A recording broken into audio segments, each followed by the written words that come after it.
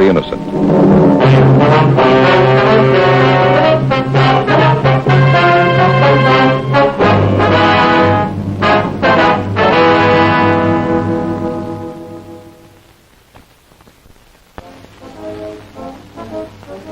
It was Thursday, March 19th. We were working the day watch out of Homicide Division. My partner's Frank Smith. The boss is Captain Lorman. My name's Friday. Somewhere in the city, there was a killer on the loose. A young woman had been...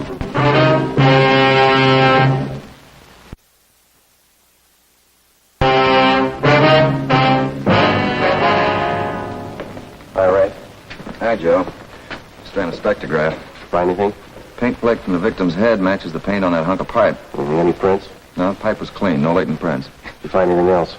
I got those blood test reports and a couple of slides for you to look at. Here, over here. What's it look like, Ray? Here. That's blood found on the piece of pipe. Mm-hmm. Type A. And this is blood from the victim. Type A. Match, huh? Yeah, that's right. Not too important, though. Here. Here's a slide I want you to see.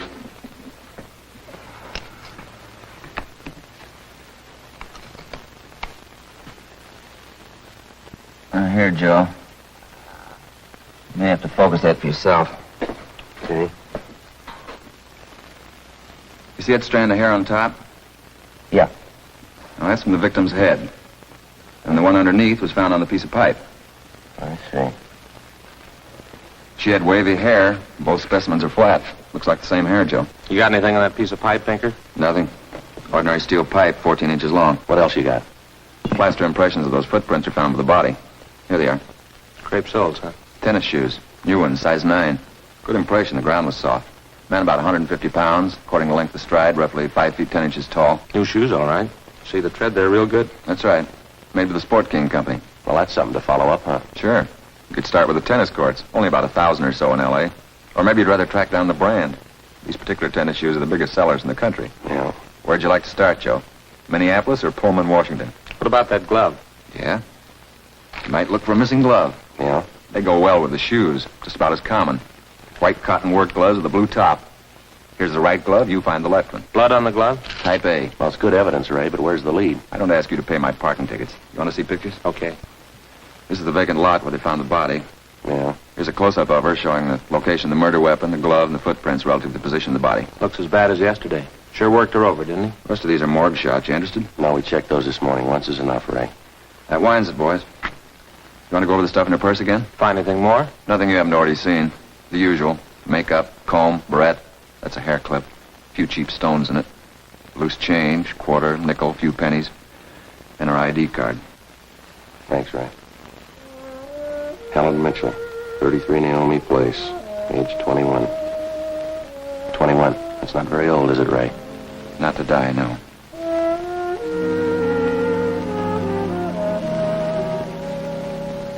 Helen Mitchell. Who'd kill Helen Mitchell? Why? Why do you say that, Mr. Meyer? Well, people kill for money. They kill for love. Helen didn't have either of these. No boyfriends? Not in here. She was a good worker. The union sent me 5 waitresses in 1 month. 5. She was the only good one. Did the union send Helen to you? Sure. All the girls come from the union. But none like Helen. She was sweet, honest, and courteous. Mr. Meyer, did you know anything about her personal life? Just that she was a good worker. She didn't bring any of her personal troubles in here. Did she ever mention any men to you, anyone at all? No, none that I can think of. How much money did she make here?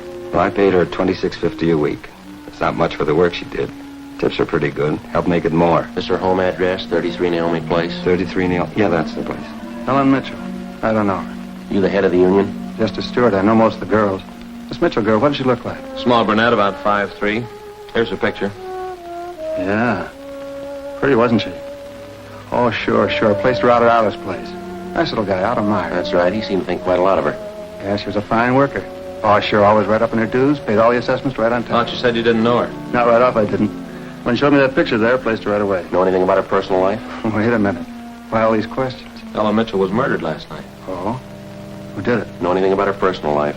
You can see my position, Sergeant. 1,200 girls. Check them in, check them out. They're just names to me till I see a picture of them. You wouldn't know if she had any boyfriends here in the union? Waiters, busboys? That I wouldn't know. Like I told you, Sergeant, I never knew Helen Mitchell. How'd you find me? Helen's landlady. We talked to her yesterday. She told us she worked at this store. Oh, funny, isn't it? What's that? See Gus over there, the fellow demonstrating the piano? A few weeks ago, I made a deal with him to give Helen piano lessons. I figured it'd help with her singing lessons. She wanted to be a singer, you know. Did Helen know that fellow, Gus? No, she never met him. Who gave her the singing lessons, Miss Olson? She took from Ostrander, Paul Ostrander out on Melrose. A lot of movie people used to take from him. What do you know about her personal life? Well, how do you mean? She have any boyfriends? Well, yeah. You don't seem sure, Miss Olson. Well, it's just that I don't know. I never asked Helen. But she did have a few days with Paul Ostrander. I don't think she was serious. How about Ostrander? Gee, Sergeant, I don't know. I don't want to involve anybody. You want to help us find the killer, don't you? Yes, but if you're thinking Paul Ostrander did, I'm sure he didn't kill her. No, gentlemen. I didn't kill Helen Mitchell. You gave her singing lessons, Ostrander. You knew her pretty well, didn't you? Yes, I gave her voice coaching for about a year and a half. Helen showed a little promise. Oh, not a great voice. Bad vibrato. You knew her pretty well, didn't you? Why do you say that? You'd take her out once in a while, didn't you? No, I didn't know Helen socially at all. We know you had dates with her. Well, that's not true. The only times I saw her was when she came into the studio for lessons. You better tell the truth, mister. We can prove you've been out with her. What's the matter? Afraid of the publicity? Is that it? Certainly that's it. I have a successful business here. I've spent years building it. Anything like this would ruin me. Then you have been out with her. Only a few times, nothing serious. And I had nothing to do with the murder. That's the truth. Don't you know that withholding information about a thing like this can go kind of hard with you? Yes, I know that, but what else could I do? Look, Ostrander, somewhere in this city right now, there's a guy who beat a young girl to death. He crushed her skull with a piece of steel pipe. We need every bit of information we can get to track him down. I know that, Sergeant. You could have come to us. We wouldn't run to the newspapers with it. The information's confidential. That's the way we treat it. Most of the time, it's the people who run to the newspapers first, then they come to us. That's right. People are their own press agents. Sergeant, I'd like to know what right you have to invade my privacy and lecture me on my civic duty. I'll tell you what right, Ostrander. We want the man who murdered Helen Mitchell. I got as much right as he had at 12:14 this morning. Come on, Joe. Yeah. Thanks. Sorry if we invaded your privacy. Homicide, Bechtel. I beg your pardon? No, ma'am, you've got the wrong extension. You want 2511. Just a moment, I'll transfer you. Hi, Captain's looking for you. Thanks, Gene. Switch this to 2511, please. Skipper? Frank? Joe? What you got? A notebook full of notes, crime lab full of evidence, nothing to tie them together. These some of the people you interviewed? Yeah, those and about a dozen more we didn't even bother to take notes on. It's hard to figure, Skipper. Everybody seemed to like the girl. Helen Mitchell, no known relatives. Single, unattached girl living all alone in the city. Few friends and no enemies, none we can find anyway. You satisfied all the people you interviewed are in the clear? Well, if we're going to stick to the simple robbery motive, they are. The kind of money Helen Mitchell made wouldn't interest those people. How you doing on the outside leads? Nothing. If we could just find one hole someplace, anything. All right, now look, you got a lab full of evidence across the street. You got a book full of names here. You got the pieces, now fit them together. They just don't add. Well, go over them and keep going over them until they do add. Anything from the informants? Nothing so far. No tips on anybody that's been dough heavy lately. Nobody shooting off their mouth. The guy we won won't advertise. Figures himself a pretty smooth operator. Probably made a mistake somewhere along the line. We'll find it. Got a hot shot, Skipper. Yeah. 3220 Casino, woman, probable attack. All right, roll on it. We ran down the hotshot call for 3220 Casino. Turned out to be a typical dead-end lead. Her name was Mrs. Lillian Horn. For the past 5 years, Mr. Horn had been paid regularly on Wednesdays. He spent all day Thursday drinking up his paycheck and beating his wife. The call had no connection with the Mitchell murder.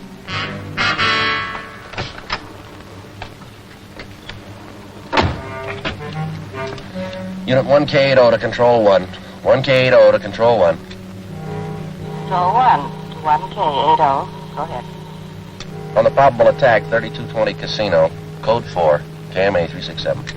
1K80, roger. That was the beginning. For the next 3 days, we followed up every lead and every call, but they were all blind. All units were alerted, and they had as much information on the killer of Helen Mitchell as we did. Frank and I cruised throughout the entire Central Division. We covered every probable call that might have a connection with the murder.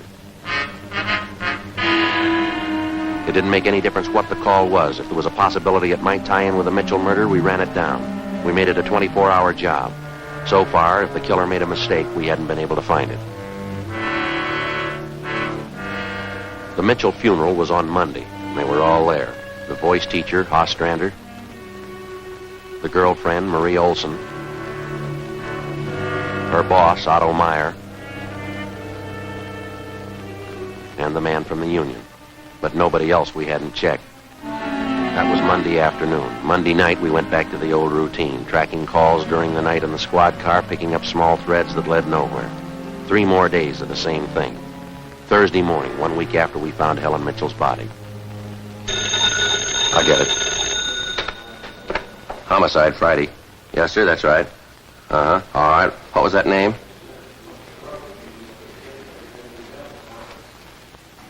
Uh-huh. Yes, sir, I have that. And what was the address again? I see. All right, thank you. And what was your name? Hello. Guy says we ought to check on George Barlow, 418 White Oak Avenue. Yeah? Says he killed Helen Mitchell.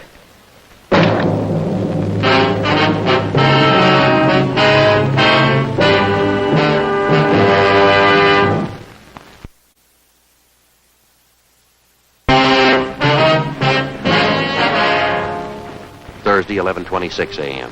Frank and I drove out to check on George Barlow. He denied knowing anything about the killing of Helen Mitchell. He said that he didn't even know the girl. It was just the same as in any other case. An unsolved crime offering an opportunity to neighbors to get even with someone they dislike by accusing them of the crime in an anonymous call to the police. In the next few days, we got 10 other calls, all giving us the name of the murderer. Each of them had to be checked out. Each of them led nowhere. Saturday night, Frank and I were back in the squad car cruising the Central Division. Saturday night's a good night for robbery. By 10 p.m., we'd run down 4 various calls. I'm going to pull over. Let's have a smoke, huh? Yeah. Right over there. 1285, roger. Unit 4R2, 1254, 1254 Tower Road. A woman screaming, code 2. We can handle that. Unit 1K80 to Control 1. 1K80 to Control 1. 1285, code 1. Control 1 to Unit 1K80, go ahead. On your 1254 Tower Road call, we are in the vicinity. We will handle. 1K80, roger. All right, let's go. Control 1 to 4R2, disregard your last call, handled by 1K80.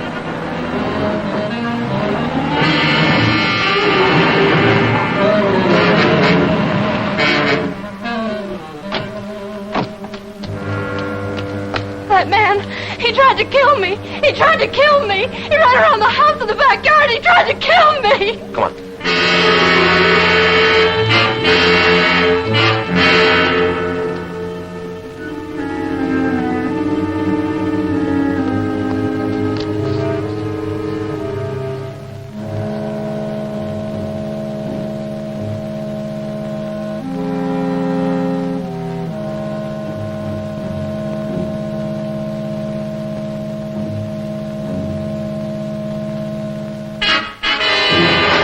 Hold it.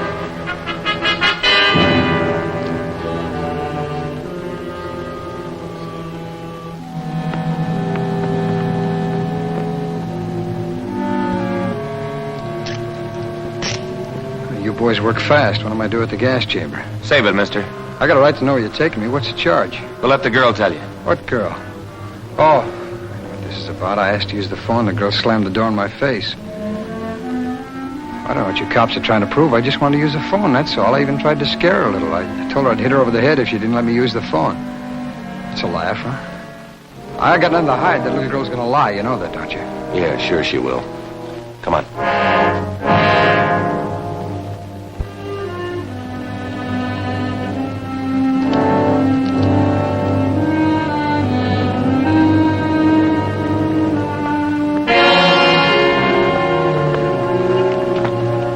That's the man. He tried to kill me.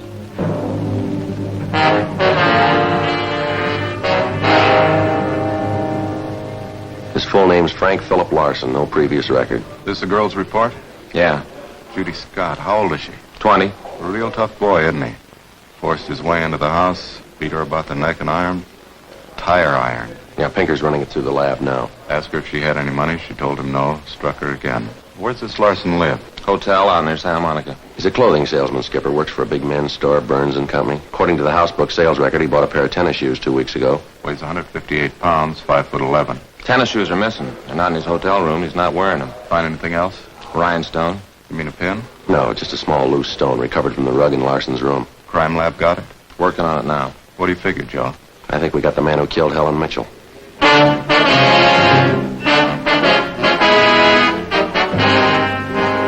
A few scraps of circumstantial evidence and a hunch. Really wasn't much to go on. Larson had gone after the little Scott girl with a tire iron. Wasn't much of a tie-in, but we had to be sure. All that day, we checked Frank Larson's alibi for the night of Helen Mitchell's murder. We interviewed the personnel manager at Burns & Company where he worked. We talked to all the clerks who knew him, the manager of the hotel where he lived. We found out everything we could about Frank Larson, and that night at 10 o'clock, we had the prisoner brought to the interrogation room. How are you, Larson? Fine, I like jail. Sit down. Lousy weather. It's been foggy all over town. I wouldn't know. I've been inside all day. How old are you, Larson? 31, same as the last time you asked. Where'd you go to school? I didn't. I was born smart. You sell clothes, don't you? Now, look, we know you work for Burns & Company. Remember, you told us. Now, what is all this? What are you guys trying to build? Just want to know if you like selling clothes, that's all. Well, you coppers know about clothes. One blue serge a year is your speed. You know quite a bit about clothes, don't you? I've been selling them for 5 years. Can you tell me something I've been wondering about? What's that? Are your socks and tie always supposed to match? Yeah, that's what the style books say. Bet you always know the right things to wear, don't you? You wouldn't wear black shoes with a brown suit, would you? Is that what you're keeping me here for, a style lesson? Would you wear black shoes with a brown suit? Well, most people wouldn't. I bet you wouldn't wear brown shoes with a tuxedo either, would you? Nobody would. That's a gray flannel you got on there, isn't it? Yeah. That's a good-looking suit. I'll drop around. I'll get you a good deal. Suit like that flannel you're wearing there, you'd never wear tennis shoes with an outfit like that, would you? What do you think? I think you did. I think you wore them the night you killed Helen Mitchell. Who? Maybe you didn't have the gray suit on, but you were wearing tennis shoes. Sport Kings, size 9, sell for $5.95. You picked them up at a discount. Cost you $3 1/4. Where'd you get that? Out of the house book, Burns & Company. You wouldn't have those shoes around now, would you? We couldn't find them in your hotel room. Your boss, Mr. Craig, used to think a lot of you, Larson, before you started drinking on the job. Your commissions used to run pretty high until the last couple of months. What happened? That cheap booze get to you? You two really nosed around, didn't you? When are you going to tell me what I eat for breakfast? Cornflakes, cup of coffee, a donut, sometimes 2 donuts when you're hungry. Elsie waits on you at the Royal Cafe. She gets a dime tip. Now, how about it, Larson? Where are the tennis shoes? They wore out. In 3 weeks? Can't be very good tennis shoes. No, they didn't wear out. What'd you do with them? You know all the answers. You figure it. We know you bought the tennis shoes. We don't know where they are now. We know you had them. Size 9. 3 feet from the body of Helen Mitchell, we found 2 size 9 footprints made by a pair of Sport King tennis shoes. We figured the man weighed about 150 pounds. You weigh 158. We figured he was about 5'10". You're 5'11". You come awful close to being the same build as the man who killed Helen Mitchell. Don't you, Larson? And you wear the same size tennis shoes, same brand name. Lots of people wear a 9. That's the average size. Sell a lot of Sport Kings, too. Everybody wears them. If we could find your pair, might make a difference. Doesn't mean your tennis shoes made the prints by the body. Doesn't prove they didn't either. What'd you do with them, Larson? I threw them away. That's too bad. Might make a difference. What difference could it make? I threw them away, that's all. How about the mate to this glove? I never saw it before. He found this right-hand glove by the body of Helen Mitchell. Just an ordinary cotton work glove. Everybody wears them. If we could find the missing left glove, might make a difference, huh? Size medium. That's average, too, isn't it, Larson? I never sold work gloves. I wouldn't know. No, but you bought work gloves, haven't you? Not a pair of those. You mean like this, don't you? We've only got one. What kind of work gloves did you buy? I didn't buy any. You just said you did. I never said I bought any work gloves. You bought tennis shoes, though, didn't you? Sport Kings. Size 9. I told you I bought tennis shoes. Didn't I tell you I bought them? No, you didn't tell us. We told you. Found it out from Burns & Company where you work. All right, you told me. I bought them. You know that. Same kind of tennis shoes made the footprints by Helen Mitchell's body. It wasn't me. Then why won't you tell us what you did with those shoes? I already told you. I threw them away. They were only 3 weeks old. They must have worn out awful fast. I didn't say they wore out. They got too dirty. No, you told us they wore out. Remember, Larson? I don't remember what I told you, but I don't have them now. We know you don't have them now. Where are they? He told us they got too dirty. Right, Larson? Yes. Yes, that's what I said. Anyway, you haven't got them now. No, I haven't got them now. All right, just for the record, which was it? Did they get too dirty or did they wear out? Whatever I said before. You said both before, Larson. All right, I said both. You haven't got anything on me. We've got that Scott girl's statement from last night. She says you tried to kill her. She's lying. I told you she'd lie, didn't I? I only wanted to use a phone. She says you hit her with that tire iron. Did you hit her with the iron? No. I only tried to scare her. I didn't hit her with anything. And how did she get those marks around her neck and arms? Police doctor says they were made by that tire iron. I don't care what your doctor says. I didn't hurt her. What do you mean, Larson? You didn't hurt her or you didn't hit her with that tire iron? Neither one. I just wanted to use a phone. How'd you know she had a phone? I didn't know she had a phone. I just wanted to find out. Find out what? To find out if I could use her phone. Thought you said you didn't know if she had a phone. Oh, how can anybody know anything the way you twist everything around? Sorry, Larson. We only want the truth. How about a cigarette? Yeah. I could use one. Matches.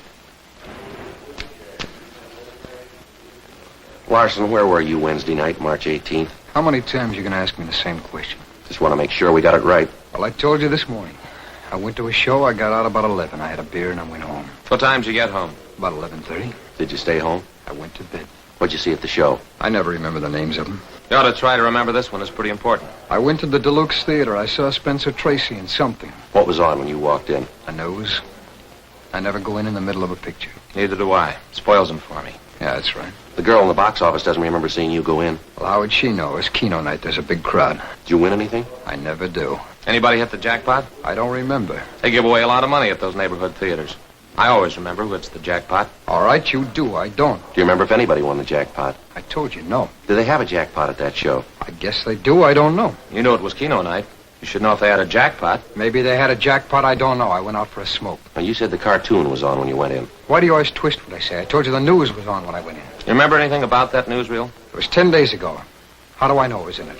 I only know it was a newsreel, that's all. You're lying, Larson. We checked your alibi. The manager of the theater had to cut that newsreel Wednesday night because the show was running long with Keno night. You didn't go to the show Wednesday night, did you? All right, maybe I didn't. I don't remember. What's the difference? The difference is you could have been in that vacant lot the same night, the night Helen Mitchell was murdered. I didn't kill her. You can't prove that. Sure you don't want to tell us what you did with those tennis shoes? I'm not going to go back over all that. I've told you all I'm going to tell you.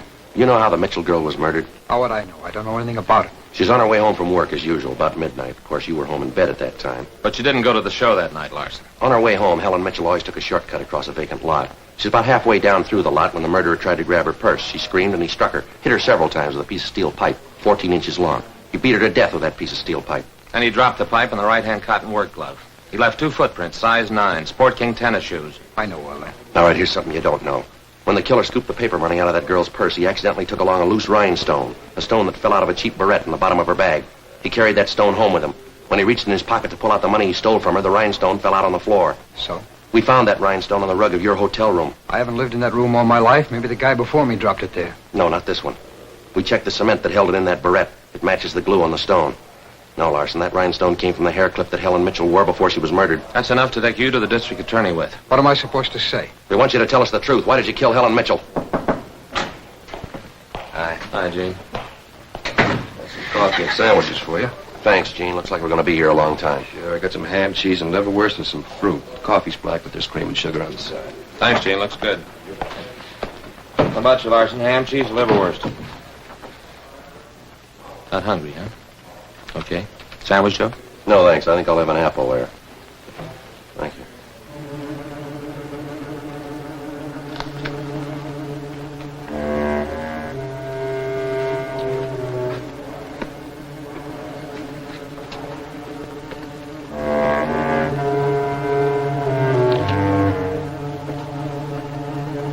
Come on, Larson, eat something. Good apple. Nice and crisp.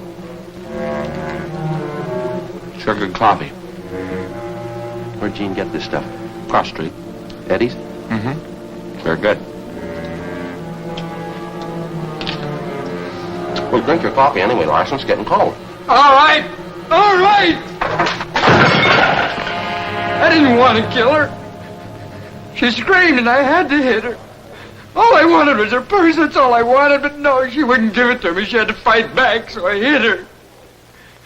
All she had to do was give me her purse and I wouldn't have hurt her.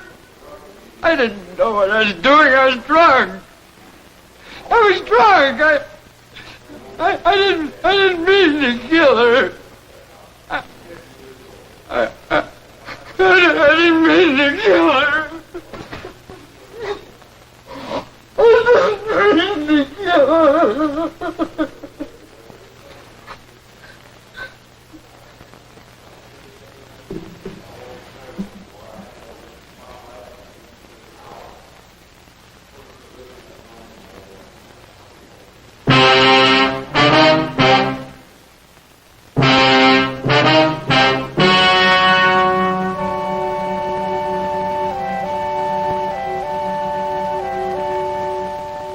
On August 18th, trial was held in Department 86, Superior Court of the State of California, in and for the County of Los Angeles. In a moment, the results of that trial.